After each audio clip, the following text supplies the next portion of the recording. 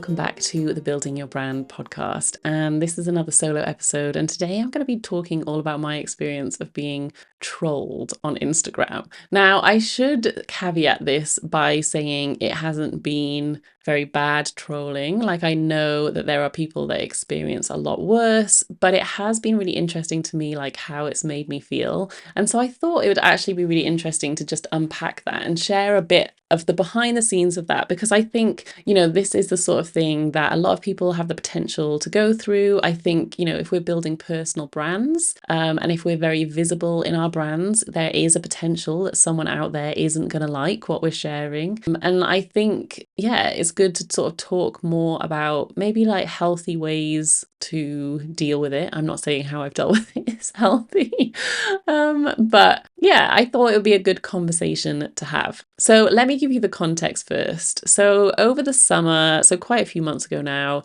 Adobe, who I am in a long-term partnership with, I've been working with them for the last, I think it's 3.5 years. I think we're coming up to 4 years. So I've been working with them for a really long time and have had a great experience doing so. As part of that sort of working relationship, I make pretty regular ads for them on Instagram. So they were hosting an event in Bristol, which I was already planning to go to. And they asked me to make a day in the life reel, which kind of like ended in me going to this event. So I did that. I took little clips of my day, which was actually really hard for me because every time before that I've tried to record a day in the life reel, I start really strong and maybe until about 11 a.m. I record what I'm up to, and then I get distracted and totally forget and don't record the rest of the day. So I had to be really on it, thinking about, what I was going to record, what would be interesting. It was like a bit of a different day because the event was in Bristol, so I was having to leave quite early to go to that, and I went with some friends. So we actually went a bit earlier again because we thought, we'll have a little, explore around Bristol while we're over there. So basically it was a day where I didn't actually do that much sitting at my desk. I did have some client meetings and some amends to do for a client and some emails to do. But I wasn't sat at my desk for very long. Anyway, I made the day in the life. I posted it. All fine. I was really proud of it because it had a very specific transition style. So I had to make sure that each clip started and ended in the same way so that I could piece it all together. It had this really fast music. I'll obviously link it in the show notes and you can go and have a look. But I was really it was a very different kind of editing style for me, where I had to sync everything up really neatly with the music, and I'd really thought about my transitions and everything. And I was really proud of it. Anyway, so that got posted. It was all fine. It did a decent amount of views, but nothing sort of crazy, just a normal amount for me when it comes to an ad. Anyway, a few months after that, Adobe got in touch and said that they wanted to put some ad spend behind the reel. So the way that works is it called whitelisting? I think it's called whitelisting. But basically, there's a function on Instagram where I can give them a code. So the reel sits on my account still. I can give them a code, and that means that from their side, they can put money behind promoting that reel. So then obviously when they do that and they set their parameters of where they want it to go out to, that reel suddenly goes out to loads more people. Now, I've done this a couple of times, and I've always known that the chances of getting negative comments are so much higher, because obviously the people that it goes out to when it's just on my account with no ad spend is usually people who follow me or at least familiar with me, or maybe they come across me. The algorithm might push it to some people that don't know me, but it generally doesn't tend to get any negativity. But when it's going out to way more people, typically all over the world rather than maybe just in the UK, it can garner some negative opinions. Often people don't like it because it's an advert, and that makes them more inclined to comment. Maybe if they don't like Adobe, for example, they're more likely to comment negatively. But obviously, because it's my reel, I see it. So let me read you some of the comments that were on this reel. So I had a couple of comments. So in the morning, one of the things I did was took my kids to school. I had a couple of comments commenting on the fact that I didn't pick my kids up from school. Now, those comments I found the funniest. Like, they were written in a bit of an arsey tone, I think, but they actually amused me. But also, it's just, I think it's so interesting, the sort of like context collapse. Like, it's interesting to me that someone would see that and they wouldn't assume that like the kid's father picked them up, or a friend, or a family member. Like there's no scenario where I've left my kids at school and forgotten about them to go to an event. So that was interesting that they felt the need to comment on that. I mean, maybe they were trying to be funny, and like the first time I did think it was really funny. When I had like another one, I was a bit like, okay, you know, I think someone literally asked the question, who picked up the kids? And I was like, their father. Like, seriously, it's pretty simple.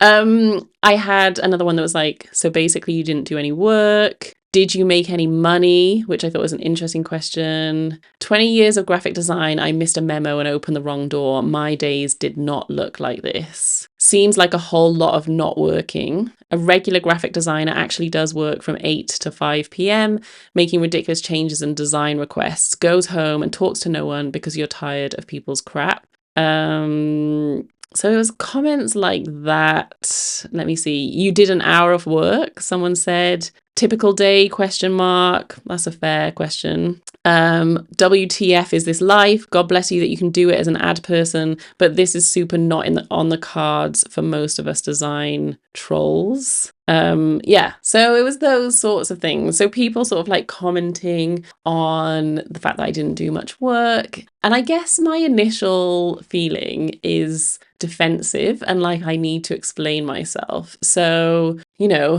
that I need to explain. Well, the one about the not making any money did make me laugh a bit, because actually I made a decent amount of money that day because I made that reel and I got paid to do it. You know, obviously, yeah, I didn't make loads of money from design work that day, but saying that, that isn't really how my business is set up. So I did actually work on paying clients work that day, but like it's not like they pay me on that day. I don't charge by the hour. I charge on a project basis, and they pay me, you know, before the project starts and then at the end of the project typically. So here's the thing, okay? I think I replied to maybe like one or two of the comments, but everything else I've just ignored. And I do think that probably just ignoring those sorts of messages is the way to go. I thought I wasn't that bothered about it, and I kept telling myself like, oh, you know, they're leaving these negative comments, but it's fine. But then the thing that alerted me to the fact that it was bothering me, and this is like always the way, is I kept talking about it. So if I keep talking about something, I mean, I'm even recording a whole podcast episode about it, that is usually the sign to me like, oh, actually, this is bothering me. And I think the thing that has bothered me about it is I guess I feel like I need to defend myself, or I need to explain myself, because I don't want people to think that I'm lazy. I don't want people to think that I'm not authentic. You know, like the fact that maybe I have misled people as to what life as a designer looks like doesn't feel good to me. And I think coming back to that sort of idea of context collapse, like that is something that we really struggle with the internet. So if someone sees one video of mine out of context, you know, they don't really know anything about me. I feel like frustrated by that, because I'm like, actually, I'm working harder than I've ever worked before in my life. And I don't think anyone who knows me or anyone around me could accuse me of being lazy, because I work really, really hard. But then, so this is the other thing that it challenged in me, is I think it exposed to me like lots of thinking that I still have around like productivity, you know, this feeling that I have to work hard to be valuable, or, you know, the reason I could do that, I feel like I have to justify it by saying, you know, the reason that I could do that and go off for the day is because I work loads of evenings. And actually, I don't need to justify any of it, because it's totally okay to manage my days how I want. And it's totally okay for me to not work 9 to 5. I'm still valuable. I'm still, worthy as a person, even if I'm not working constantly. And I think there's just so much that all of us, me included, need to dismantle around these ideas of work, and sort of like the value that they give us. So people were obviously upset by the idea that they have to work really hard, but I only did like an hour's work, for example. Now, like even as I say it, there's like this part of me that wants to defend it and explain it and all of this kind of stuff. And this is the thing that I have to keep reminding myself, is I don't even have to explain it. Like if I only did an hour's work that day, that's okay. I don't need to justify it by explaining other times that I did work. I don't need to explain anything. The one comment that I think was sort of valid was about how like it's not a realistic day in the life, because that wasn't actually a totally realistic day in my life. Saying that, there was a lot of aspects of it that were realistic. Like I do go to the gym in the middle of the day. I do go to events. I do like make videos and ads, like that's part of my business and my work. And I understand that people don't really like ads that much. I sort of have, as I mentioned, this ongoing relationship with Adobe that feels very genuine. Like Adobe, I use their tools all day, every day. I would promote them.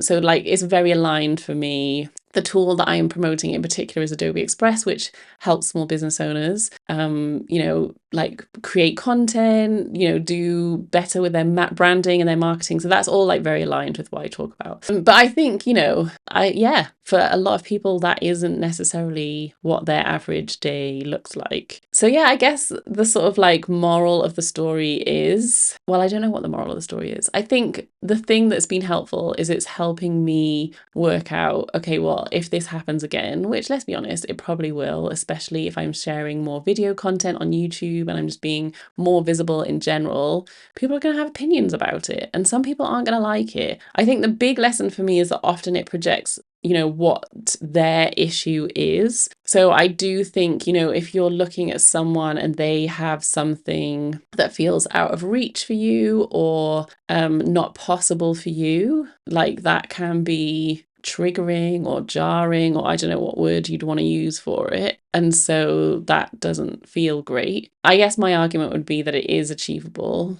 for a lot of people, not everybody. I definitely don't think everybody is really cut out to work for themselves. And there's like, pros and cons to working in an office and pros and cons to working for yourself. But I do think often those comments are reflective of what that person's dealing with rather than what I've done or what I've created. But, I think what would be described as a highly sensitive person. My mum's got a book actually all about being a highly sensitive person. And I remember reading, there was like a list of, oh, do you do these things? If so, you're probably a highly sensitive person. And I went through the list and I was like, oh yeah, that's me. But so, like I do feel those things. And, a lot of my values are around integrity and authenticity. And so, like it is hard if those are brought into question. So yeah, that's kind of where I'm at with the whole sort of trolling experience. As I said at the beginning, like it wasn't very, very bad trolling, but it did sort of bug me more than I thought it